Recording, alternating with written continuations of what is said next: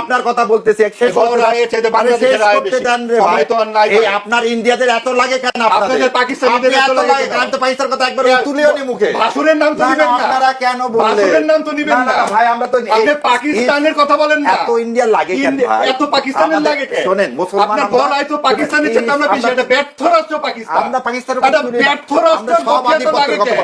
এত ভাসুর কেন পাকিস্তান? ইন্ডিয়া নিয়ে কতবার বললেন? একবার পাকিস্তান শব্দ। তাহলে আমাদেরকে কথা বলতে দিবেন না। এখন আর আপনারা তো তাহলে হাসিনা প্রেতাত্মা হয়ে যাচ্ছে। আপনি তো ভাসু। না না না, আপনি হাসিনা প্রেতাত্মা হয়ে গেলেন। পাকিস্তানের প্রেতাত্মা। হাসিনা প্রেতাত্মা বলেন না, শুনি আপনার মুখে পাকিস্তান শব্দটা কেমন লাগে?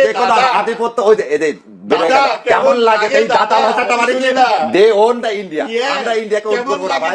আমরা সবে তো অনেকবার আধিপত্যবাদের বিরুদ্ধে থাকবো, দাদা কোন আধিপত্যবাদের বিরুদ্ধে থাকবো ইনশাআল্লাহ। পাকিস্তান শব্দটা আপনার মুখে কেমন লাগে? আপনাকে একটা জিনিস পাকিস্তান কি করেছিল আমাদের সাথে?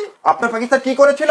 ওই আপনার জাগির ইনভেস্টর তৈরি করে দিয়েছিল, রাশিয়া ইনভেস্টর তৈরি করে দিয়েছিল, আর আপনার থেকে কি করেছিল?